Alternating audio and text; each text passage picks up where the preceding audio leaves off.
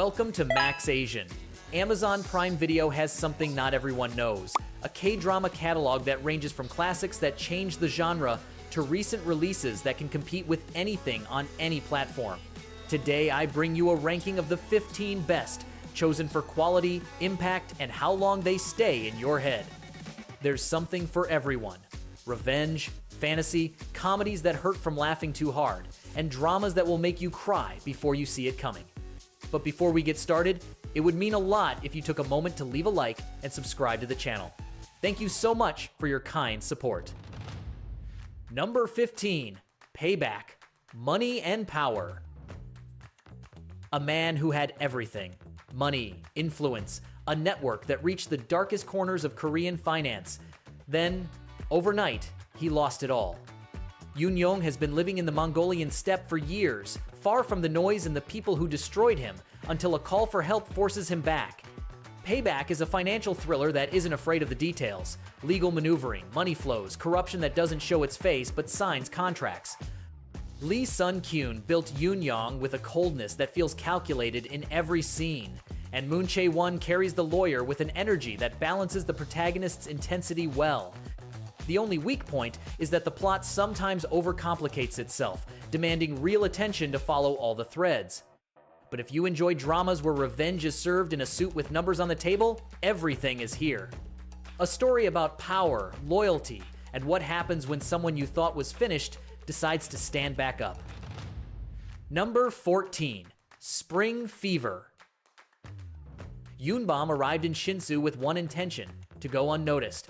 After an incident in Seoul that destroyed her reputation and shut her heart down, she took a position at a small rural school, hoping to disappear. What she didn't expect was Seon Jae-gyu. Spring Fever is exactly the kind of romance you need when you want something warm without complications. An Bo-yeon carries Jae-gyu with a mix of roughness and tenderness that works perfectly, and Lee Ju-bin builds Bomb as someone who protects herself because she learned that hurts less.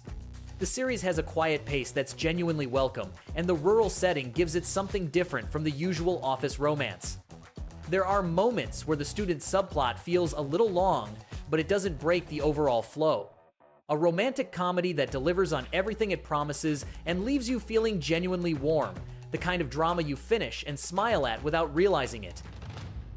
Number 13, Good Boy. It all starts with a proposal that sounds absurd on paper. Recruit former Olympic medalists to form a special police unit. Yoon Dong-ju was the boxing champion everyone knew, until an unjust expulsion left him without a career. Now he has a badge where he used to have a glove, and the criminal world is about to find out what that means. Good Boy is pure high-impact entertainment. Park Bo-gum transformed physically for this role, and it feels real. Every punch, every moment of doubt, every action scene has weight. The group of former athletes builds a dynamic that blends comedy and camaraderie in a way that doesn't feel forced, and Oh Jung-se's villain is one of the strongest of the year. With 16 episodes, the midsection loses pace more than it should. But as an action drama with genuine heart, Good Boy doesn't fail. It has moments that get you on your feet and an energy that holds from beginning to end. Well worth watching. Number 12, Anna. How far would you go to be someone you're not? Lee Yumi started with a small lie, almost insignificant. She said she had a university degree that wasn't hers. And that small lie became an entire life. Anna is a psychological thriller that does something difficult. It makes you understand a woman who is objectively doing terrible things. Suzy carries Yumi with a fragility that breaks episode by episode, and the series uses silence as a storytelling tool in a remarkably effective way. The pace is slow and deliberate, which may frustrate viewers looking for more action, but those who stay will find a very well-constructed story. An honest and unsettling look at loneliness, identity, and the cost of living a lie you can no longer control. One of the most original things Korean drama has offered in years. Number 11, The Killing Vote. One day, every citizen's phone receives a message. This man should be executed, do you agree? And if the majority votes yes, the mysterious Gadol carries out the sentence. All of Korea freezes. Is it justice? Is it terror? Is it both? The Killing Vote leans on a premise that hooks you from minute one and doesn't let go. The ethical debate is woven into the action in a way that makes you wonder which side you'd be on. Park Hae-jin carries a detective with gray methods who turns out to be far more interesting than expected, and the antagonist figure is built with layers that emerge slowly. The pacing picks up toward the end in a way that some earlier episodes don't fully justify.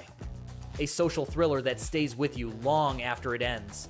For fans of message-driven thriller, this is a must-watch. Number 10. Life on Mars. Detective Han Tae-ju trusts data, procedure, logic. He's closing in on a serial murder case when something goes wrong, and he wakes up in 1988 in a small town, surrounded by investigative methods he never learned. Life on Mars is an adaptation of the British classic, made with real care. The tension between the modern detective and the analog world of the 80s generates situations that move from humor to anguish without feeling forced. Jung Kyung-ho carries the lead with a conviction that makes you question alongside him what's really happening. The drama asks for patience and attention, and some mid-run episodes slow down considerably. But if you enjoy dramas that blend genres with intelligence, this is a journey worth taking. A crime drama with genuine soul that stays with you long after the finale. Number 9. Tale of the Nine-Tailed 1938. Lee Yeon is a gumiho who has survived centuries, but nothing prepared him for what awaits in 1938. When a mysterious force pulls him back in time, he finds himself in occupied Gyeongseong, face to face with people from his past he should never have seen again. This second season expands the original's universe, with a historical setting that gives enormous dramatic weight to everything. Lee Dong-wook remains magnetic, and the reunion with his brother Lee Rang, played by Kim Bum, is the emotional heart of the series. The 1930s backdrop is excellently rendered and adds a layer of tension the first season didn't have. It's a darker and more ambitious story, though that also means some of its turns are harder to sit with. A continuation that refused to repeat the formula and bet on something bigger. For fans of the original and anyone who wants a Korean fantasy with historical depth, this season delivers. Number 8. May I Help You? What would you do if the dead could ask you for favors? Baek Dong-ju works at a funeral home and has the ability to hear the last wishes of people who couldn't fulfill them in life. And each of those wishes keeps pulling her closer to Kim Jibsa, the errand boy. May I Help You has something uncommon. It talks about death with tenderness without becoming heavy. The dynamic between the leads builds patiently, and the cases of the dead asking for their last favor are varied and well written. Lee Hyri is very comfortable in the role, and Sung-hoon balances the overall energy with good comic timing. Some episodes rush the resolution of their cases a bit. A romantic comedy that uses fantasy to say very real things about what people leave unsaid. A healing drama with its own distinct flavor that stands apart from the crowd. Number 7. Bora. Deborah. It all starts with a perfect irony. Deborah is Korea's most famous dating coach, the woman who knows exactly how to win anyone over. And she's precisely the one who just found out her boyfriend has been cheating on her with her best friend. True to Love is an adult romantic comedy that takes its characters seriously. Yoo In-na carries Deborah with a confidence and humor that make every scene worth watching, and Yoon Hyun-min builds the editor with a reserve that contrasts well against the lead's energy. The dynamic between the two has genuinely enjoyable moments, and the premise of the dating book they write together gives the romance a different flavor. Some love triangle turns in the second half feel slightly repetitive. A drama that understands adults can also have ridiculous romances, and that's perfectly fine. Fun, warm, and with a lead character you like from the very first episode. Number 6. Head Over Heels. At the busiest shrine in Seoul, a teenage shaman just saw something that stopped her cold. The most attractive person she'd ever laid eyes on walked in upside down, which in her world means only one thing: he's going to die within 3 weeks. Head Over Heels blends teenage romance with Korean shamanism in a way that feels fresh and genuine. Cho Yi-hyun carries Seong-ah with an energy that perfectly balances humor and emotion, and Chu Young-woo builds Gi-an-woo with a vulnerability behind the cold exterior that you want to uncover. The incorporation of shamanism as a central element gives the story a personality that sets it apart from other romances of the same kind. Some filler episodes in the middle slow the main tension a little, one of the most charming dramas of the year. It has real heart and chemistry between the leads that feels genuine. If you enjoy romances with a touch of magic and folklore, this one is for you. Number 5. Perfect Marriage Revenge. Han Yi-ju discovered at the worst possible moment that her husband used her entire life to stay close to her sister. The last thing she remembers is the accident. The next thing she knows, she's back in the past, just before the engagement, with all her memories intact and one mission: not to make the same mistakes again. Perfect Marriage Revenge is a time travel drama with well-executed revenge flavor. The lead isn't the typical suffering woman waiting to be rescued. She plans every move with precision. Sung-hoon carries the romantic lead with a charisma that works well against Young Yoo-min's energy. The drama has good pacing and knows how to maintain tension between revenge and romance without one overshadowing the other. Some turns toward the end ask for a bit more suspension of disbelief. A second chance story that knows exactly what it wants to be. If you enjoy revenge dramas with romance and time travel, all three are here and well executed. Number 4. Dear My Friends. What happens to older people when no one is watching? Park Won has the same answer most people do. Their chapter is already written. But her mother and her friends have something very different to say about that. Dear My Friends is one of those series that doesn't make noise but stays with you forever. The ensemble of veteran actresses carries every scene with devastating authenticity, and No Hee-kyung's writing finds tenderness and pain in the same sentence without forcing it. The series can be difficult to watch because it doesn't shy away from the loneliness and frustration of growing old. This is not the drama for when you want something easy. But if you open the door, what awaits is something very few dramas dare to do: look you in the eye and tell you that life still matters at every stage. One of the most honest works Korean drama has ever produced. Number 3. Death's Game. Choi Yi-jae had been sending out resumes for 7 years without a single response.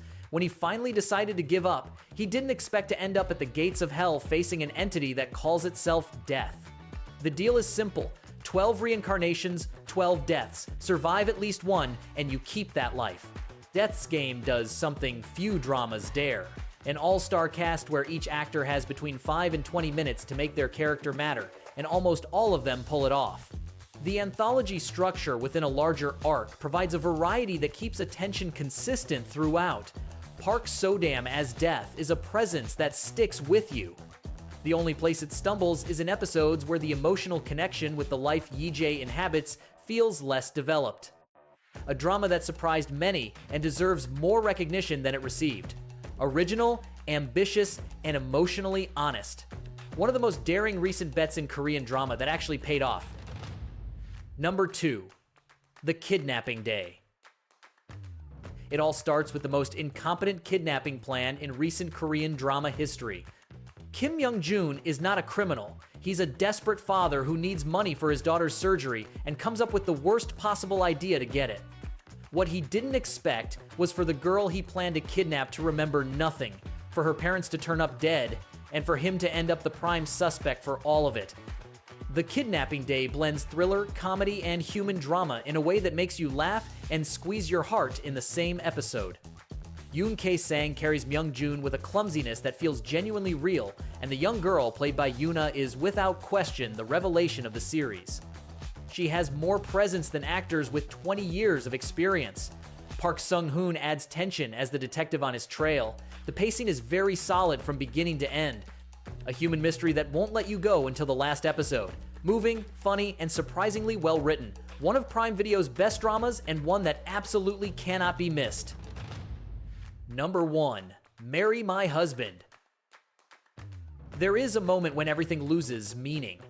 For Kang Ji-won, that moment came when she discovered in her final days of life that the woman she called her best friend and the man she called her husband had been betraying her for years. What no one expected was for that not to be the end of her story. Marry My Husband is the kind of drama that has you applauding alone in front of the screen.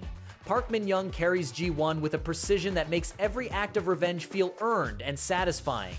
Na In-woo builds the romantic lead with enough depth that the romance never feels secondary. The time travel premise is used intelligently, not as a fantasy twist, but as the engine of the entire narrative. One episode in the final stretch loses a bit of momentum, but the ending recovers everything. The drama that showed everyone why Park Min-young is one of the best in the genre. A story about revenge, love, and choosing not to waste the time you have left. The #1 spot is completely deserved. And that's a wrap for today on Max Asian. 15 dramas on Prime Video that prove there's a world of K-drama beyond the catalog everyone already knows. If you like this video, don't forget to leave a like, subscribe, and hit the bell so you don't miss our next uploads. Which of these have you already seen, or which are you starting first? Let me know in the comments. See you in the next one.